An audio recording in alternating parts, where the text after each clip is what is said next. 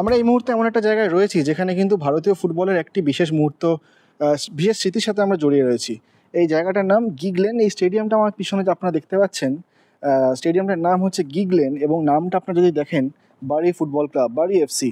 বারি এফসিতে September 1999 সালে আমাদের তখনকার ইন্ডিয়ান ফুটবল টিমের লেজেন্ড কিংবদন্তি স্ট্রাইকার বাইচুং ভুটিয়া তিনি 3 বছরের চুক্তিতে সই করেন ইংল্যান্ডের এই ক্লাবটাতে। তখন সেই সময়ে বারি এফসি লিগ 1 তথা ইংল্যান্ডের থার্ড ডিভিশন ছিল, তার থার্ড ডিভিশন লিগ খেলছিল এবং প্রথম ভারতীয় টু প্লে ইংল্যান্ডে প্রফেশনাল ফুটবল খেলার জন্য তিনি সই করেছিলেন বাইচুং ভুটিয়া।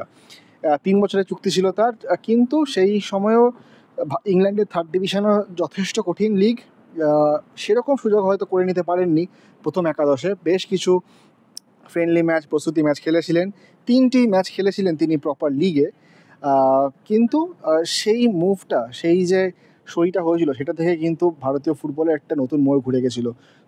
তারপরে আমরা দেখেছি সুনীল ছেত্রী গেছেন পর্তুগালে স্পোর্টিং লিসবন বি টিমের সাথে খেলতে, নরওয়ে স্টারবাইক এফসিতে খেলেছেন গুরপ্রীত সিং সান্ধু। 50-এর দশকে অবশ্যই মোহাম্মদ সেলিম খেলেছিলেন সেল্টিকে, কিন্তু 2000-এর দোরগোড়ায় প্রথম ভারতীয় স্ট্রাইকার যিনি ইংল্যান্ডের প্রফেশনাল ফুটবল টিমে সই করেন বাইচুং ভুটিয়া এই বারি এফসিতে। এই বারি এফসির ইতিহাস কিন্তু খুবই রিচ, যেটা বলে থাকি আমরা, খুবই প্রচুর দিন পুরনো ক্লাব। 1885 সালে তৈরি হয়েছিল এই ক্লাবটা। তার ইতিহাসে যদি আমরা দেখে থাকি, বরাবরই তারা এই দ্বিতীয় সারি তৃতীয় সারি লিগ ওই লেভেলেই বিলং করতেন, ওই লেভেলেই থাকতো এই ক্লাবটা। কিন্তু 2010-এর দোরগোড়ায় এসে কিন্তু ক্লাবটাতে যথেষ্ট বেশি আর্থিক সংকটে দেখা গেছিলো। ক্লাবটাতে ফিনান্সিয়াল মিসম্যানেজমেন্ট যেটা আমরা বলে থাকি, সেটা কিন্তু দেখা গেছিলো এই ক্লাবটাতে, এবং সেটা হতে হতে 2019-এর এসে এই ক্লাবটা ইএফএল থেকে, English football league association, English এফের আন্ডারে, যাদের আন্ডারে ইএফএল চ্যাম্পিয়নশিপ, লিগ 1, লিগ 2 আছে, বিলো দি প্রিমিয়ার লিগ যেটা আমরা দেখি, তো সেখান থেকেই তাদেরকে বার করে দেওয়া হয়, বিকজ তাদের কাছে সেই আর্থিক সম্বল ছিল না যাতে তারা লিগটা কন্টিনিউ করবে। তো সেখান থেকে কিন্তু বাদ পড়ে 1885 সালের ক্লাব 2019 সালে এসে বাদ পড়ে লিগ থেকে। ছোট্ট শহর বাড়ি, এখানকার মূলত ভলেন্টিয়ার্স ফ্রম দি লোকালিটি, যারা লোকালিটিতে থাকে তাদের দ্বারাই চালিত হয় ক্লাবটা, এবং তারা কিন্তু হতাশী হয়েছিলেন। এবং তারপর কিছুদিন পরে, কয়েক মাস পরেই তৈরি হয় বারি এএফসি, বারি অ্যাসোসিয়েশন ফুটবল ক্লাব। নতুন একটা আইডেন্টিটি তৈরি হয় বাড়ির, এই জায়গার নতুন একটা আইডেন্টিটি।